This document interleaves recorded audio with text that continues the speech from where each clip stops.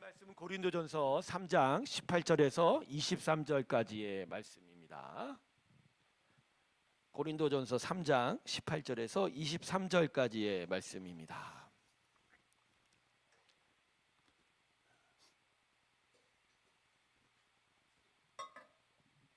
자, 자막을 보시면 되고요. 저와 여러분이 한 절씩 오늘 나누어서 교독하도록 하겠습니다. 제가 먼저 읽을게요. 아무도 자신을 속이지 말라. 너희 중에 누구든지 이 세상에서 지혜인 줄로 생각하거든 어리석은 자가 되라. 그리하여야 지혜로운 자가 되리라.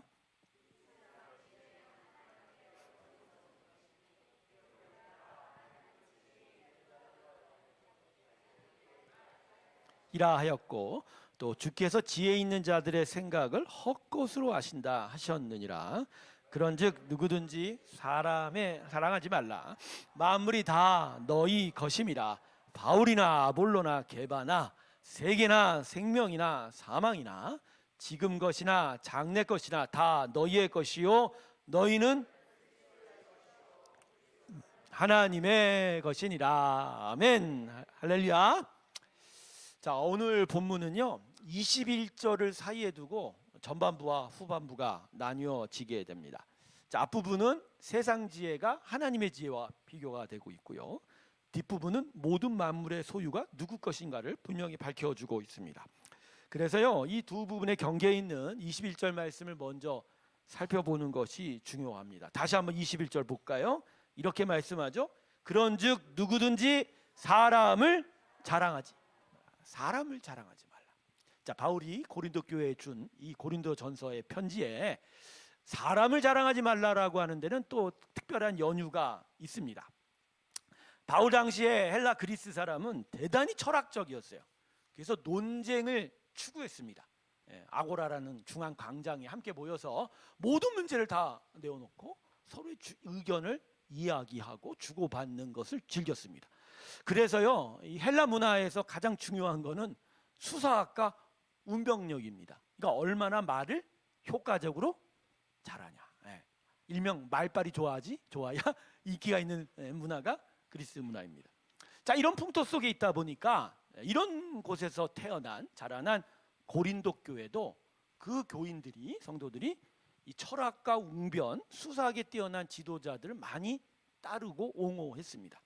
근데 이게 좋아하고 따르는 정도가 너무 지나쳐서 그걸 자기의 자랑으로 삼고 그리고 그것 때문에 분열되고 다투기까지 했다라는 거죠. 그래서 고린도 교회에 크게 네 가지 파가 나눠졌다고 하죠. 일단은 먼저 아볼로파가 있죠. 우리가 지금 사도행전에 아볼로를 한번 살펴봤는데 아프리카 이집트에 있는 알렉산드리아 출신인데 구약 율법에 되게 정통한 사람입니다. 에베소에 와서 아굴라와 브리스길라 부부에게 복음을 제대로 받은 이후에 고린도 가서 복음을 제대로 선포하였는데 그가 워낙 말을 잘해서 웅변과 수사학이 뛰어나고 또 뛰어난 성경 지식이 있어서 많은 고린도 교회 성도들이 이 아볼로를 많이 쫓았어요. 그래서 아볼로파라고 아예 분파를 만들어 갔고요. 베드로파도 있었습니다. 게바파라고 하죠. 성경에는. 베드로는 왜 이름이 나 있죠? 12사도 중에 머리가 된다. 그래서 고린도 사람들이 그걸 되게 좋아했었죠. 바울파도 있습니다. 고린도 교회는 사실 바울이 복음을 전해서 생겨난 교회이기 때문에 그래서 바울을 따르는 자도 있고 이것저것도 아니라 나는 그냥 예수파다, 그리스도파다 이렇게 파를 나누게 됐죠. 문제는 이런 지도자들을 좋아하는 것까지는 괜찮은데 이 지도자를 따를 때 그들이 갖춰준 참된 복음을 바라봤으면 되는데 그것보단 그 지도자가 자기의 자랑인 거예요. 그 지도자가 잘난 것이 마치 자기가 잘난 것처럼 여기는 자랑이 되었다는 거예요.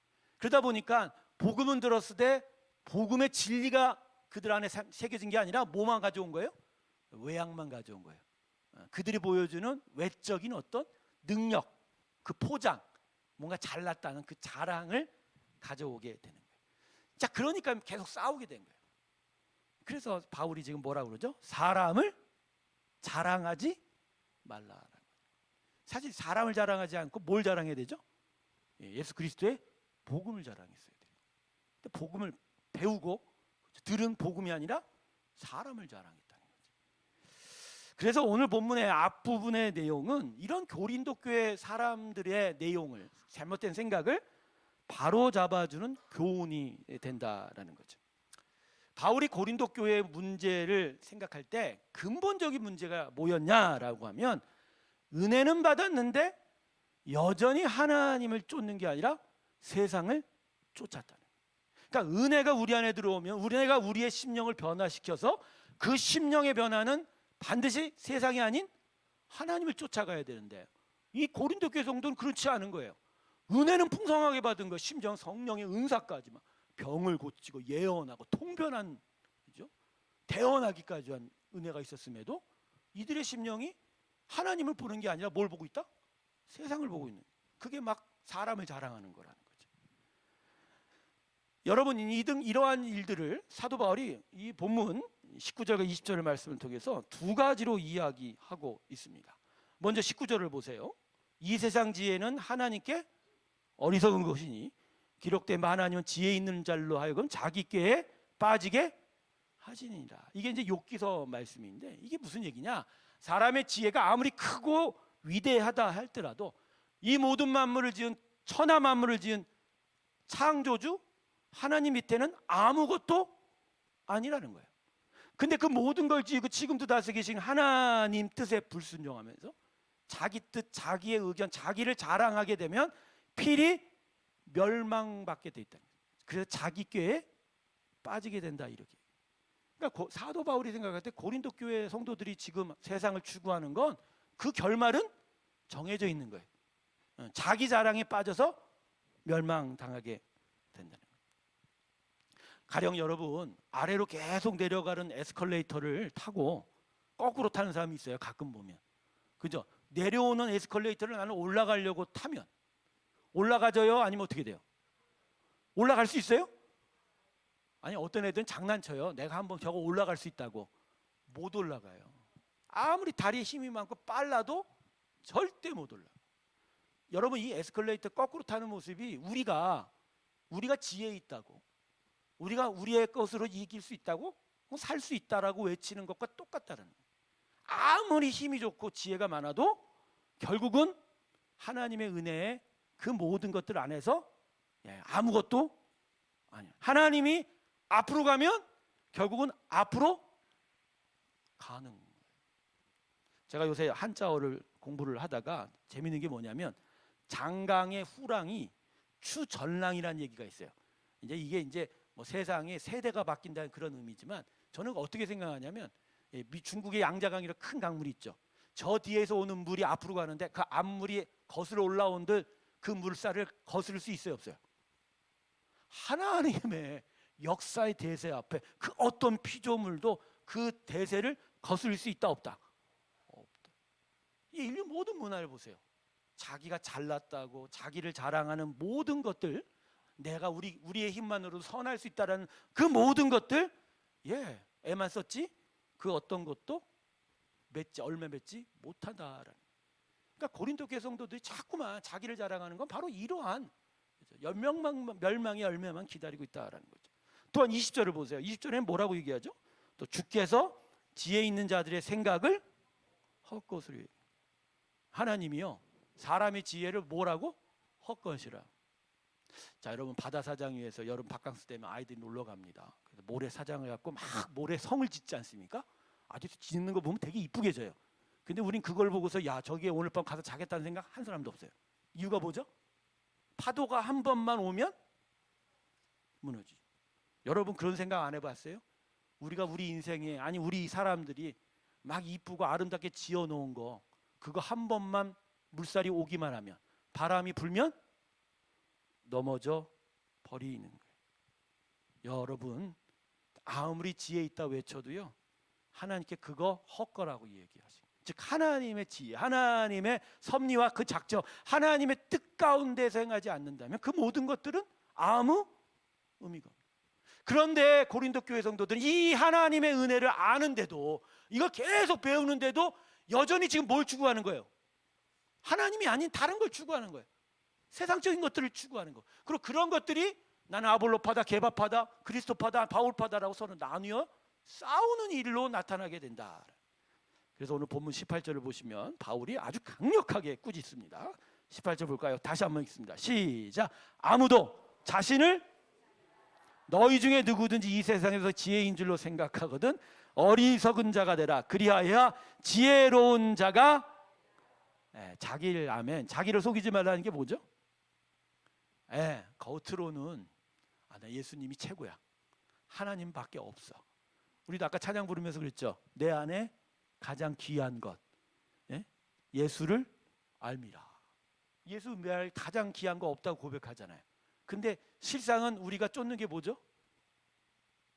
예수가 가장 귀한 것만 쫓으세요. 할렐루야. 그렇게 되시기를. 근데 실상은 그걸 쫓아요, 아니면 다른 걸 쫓아요? 그래서 사도 바울이 뭐라고 그래요? 자기를 속이지 말라는. 속이지 말라. 그러면서 뭐라고 얘기해요? 미련한 자가 되라. 여러분, 오늘 이 말씀에 비추어 보면 우리 자신이 도대체 무엇을 자랑하는지를 다시 한번 살펴보시기 바랍니다. 성도 여러분, 하나님을 자랑하십니까? 아니면 여러분이 가진 걸 자랑하고 계십니까? 하나님의 지혜를 소중한 것으로 여기십니까? 아니면 세상 것들을 소중하게 여기십니까? 정말 하나님의 아들 예수 그리스도로 인한 구원의 은혜를 소중하게 여기십니까? 아니면 다른 것들이 나를 행복하게 해줄 거라고 생각하십니까? 오늘 설교 제목이 뭐죠? 우리의 자랑은 오직 하나님입니다. 우리의 자랑은 오직 하나님. 자, 그러면 왜 사도 바울은 우리 자랑은 꼭 하나님이어야 되냐? 그걸 오늘 이 본문 21절 이후에서 이야기하고 있습니다. 자, 21절과 22절 보세요. 이렇게 얘기합니다. 만물이 다 너희 것임이라. 바울이나 아볼로나 게바나 세계나 생명이나 사망이나 지금 것이나 장래 것이나 다 너희의. 자, 요 절만 보면 우리가 모든 걸 다 가졌네. 우리 부자네. 우리한테 다 속했네. 근데 바울은 이 21절과 22절 이것만 얘기하려고 한 게 아니에요. 이어지는 23절 보세요. 뭐라고 그러죠? 너희는 누구 것이라? 그리고 그리스도는 누구 것이라? 자, 여러분, 이게 무슨 말이죠? 이게 무슨 말이죠? 지금 너희들이 막 내가 이거 가졌다고 자랑하고 하는 그 모든 것, 그거 실상 살펴보면 누구 거라? 하나님 거라. 하나님 거라. 그거 너희가 지금 모르는 거야. 그걸 알면 너희가 지금 그거 가졌다고 자랑할 게 못 돼. 여러분, 사람이 결국 자랑하는 건 왜 자랑해요? 남이 안 가졌으니까 자랑하는 거예요. 남이 다 가지면 자랑해요, 안 자랑해요? 안 자랑해요. 남이 안 가졌으니까. 마치 나만 가진 줄 알고. 그래야 내가 더 다른 사람보다 뛰어나고 월등하고 뭐가 대접받을 줄 알고. 근데 사실은 이 모든 것이 누구 거라? 하나님 거라. 그럼 바울이 뭐라고 얘기하는 거예요? 니들 그 자랑 아무 의미 없다. 이거 사실 하나님 거거든. 하나님이 한번 이 소유를 만지기만 하면 너희가 오늘은 자랑해도 내일은 빈곤함에 아파할 것이에요. 또 거꾸로 어제는 빈곤함에 근심했던 자가 오늘은 하나님이 주시며 풍성함에 기뻐할 것이다. 할렐루야. 그러니 너희의 자랑은 뭐가 돼야 된다? 하나님의 것이 된다. 여러분, 수돗물 잘 나온다고 수도꼭지 자랑하는 사람 있어요? 어떤 분은 그래요. 막 집 보러 가면 우리 집 물 잘 나와요. 물론 이제 수도 사정이 뭐 좀 차이가 있지만, 근데 생각해 보면 서울시에 상수도 시설이 그렇게 웬만하면 평등해요. 어느 집만 물 잘 나와요? 다 잘 나와요. 근데 어떤 사람은 그래요. 우리 집 수도꼭지가 좋아요. 수돗물 잘 나와요. 여러분, 돈과 세상의 물질과 수많은 것들이 여러분의 자랑이 될 수 있다 없다? 없어요. 그걸 주시는 하나님을 오히려 자랑하세요. 그걸 주시는 근원인 하나님을 자랑하세요. 그리고 그러한 하나님을 자랑하면 다른 모든 것들을 내가 가졌다고 자랑할 게 결코 없는 거예요. 그리고 그 하나님을 자랑하려면 결국 내가 하나님을 소유하기 위해서 나에게 있어야 될 게 뭐죠? 예수. 그래서 예수의 이름을 내게 가장 귀한 것이다. 할렐루야. 여러분, 오늘 이 말씀 앞에 우리 다시 한번 우리 마음을 오늘 한번 헤집어 봅시다. 사람들은요, 자기가 무슨 것을 중요하게 생각하는지를 헷갈리는 수가 많아요. 나는 진짜 예수님 좋아해. 예수님 귀하게 여겨. 하나님 정말로 겨하게 섬겨. 그렇게 생각하고 있는 경우가 있거든요. 그런데 어떤 때는 착각인 거예요. 실상 자기의 심령과 행동이 그렇지 않은 거예요. 근데 착각해요. 왜 착각할까요? 왜 착각할까요? 고민도 안 해봐서 그래요. 자기 자신을 뜯어본 적이 없어요. 그냥 겉으로 보여지는 자기 모습이 그냥 자기인 줄 알아요. 아침에 일어나서 거울에 비춰보는 자기 모습이 자기 모습이에요, 여러분? 여러분, 육체의 모습에 속지 마시기를 주님의 축원합니다. 하나님은 우리 외양 보지 않으세요. 하나님 우리의 뭘 보고 계세요, 지금도? 그러니까 자기를 속이면 속일수록 우리는 그런 것처럼 그런 것 같지만 하나님은 꿰뚫어보고 계세요. 여러분, 오늘 자기의 마음을 한번 살펴보세요. 여러분, 자기를 속이는 신앙은 가짜예요. 제가 저번에 진심이라는 주제로 주일 설교 말씀 나눌 때 외려 나 못합니다라고 말하는 게 신앙이라고 얘기했어요. 그게 믿음이라고 얘기했어요. 하나님, 나 못해요. 나 부족해요. 내가 이렇게 형편없어요. 근데 그걸 말할 때 하나님이 오히려 거기에 당신의 기쁨을 주세요. 왜? 자기를 속이지 않으니까. 그리고 속이지 않고 하나님을 진심으로 뭔가 섬기려고 하는 방향이 보이니까. 그런데 그런 방향이 없이 그냥 뭐 나 잘 섬겨요. 잘 섬기긴 뭐예요? 마음의 심령은 텅 비어 있는데, 그리고 텅 비어 있는지를 알지를 못하니까 회복하고 고칠 수 있는 기회가 주어져야 안 주어져요? 안 줘요. 여러분, 그래서 때로는요, 하나님의 은혜의 말씀 앞에 인상 꽉 쓰는 것도 내가 볼 땐 필요해요. 힘들어하는 것도 필요해요. 그리고 그 힘들어함을 솔직하게 하나님께 고백하셔야 돼요. 은혜 앞에서 모든 사람이 다 기뻐했으면 좋겠지만 사실 그렇지 않거든요. 근데 나는 부딪히기를 바래요. 그래서 어떤 자는 내가 정말 그렇게 살고 있는 것이 정말 하나님의 뜻이구나 라고 기뻐하는 자도 있을 반면에 내가 무언가가 부족하구나, 내가 뭔가 반대해, 내가 진짜 하나님이 아닌 다른 걸 사랑하구나, 그러면서 막 괴로워하면서 그 마음을 하나님께 드리면 하나님 나를 다시 고쳐주시고 다시 회복시켜 주시고 하나님께 나아갈 수 있게 해주십시오. 할렐루야. 이게 중요한 거예요. 이게 중요해요. 전 그래서요, 우리 서로가 신앙의 키를 도토리 키재기 안 쟀으면 좋겠어요. 우리 교회 이제 대략 60세 넘으면 대부분이 아니에요. 전부 다 권사예요. 할렐루야. 이게 무슨 얘기냐? 신앙의 하향평준한지 상향평준한지 난 모르겠는데 어쨌든 나는 우리 권사님들을 정말 사랑해. 할렐루야. 그런데 실제로 자기가 어떤 위치인지를 남하고 비교해. 쟤는 뭐 나보다 아직 멀었어. 내가 훨씬 더 열심히야. 어떤 사람은 저 사람이 너무 열심히 한 거 봐. 뭐 저래? 뭐 저러갖고 막 자랑만 해. 별거. 도토리 키재기 안 하시기 주님의 이름으로 축원합니다. 도토리 키재기 하는 게 그게 뭐라고요? 자기 자랑이에요. 자기를 돌아보는 게 아니에요. 보지 그렇게 자기 도토리 키재기 하지 마세요. 대신 솔직하게 사는 거예요. 하나님 앞에 솔직하게. 하나님, 내가 부족합니다. 내가 연약합니다. 하나님 나를 채워 주시옵소서. 대신 여러분 서로를 인정해 줘야 돼요. 어떤 때는 이 사람이 정말 열심일 때가 있지만 어떤 때는 열심히 떨어질 때도 있는 거예요. 어떤 때는 순도가 높아 보이기도 하지만 어떤 때는 순도가 떨어질 수도 있는 거예요.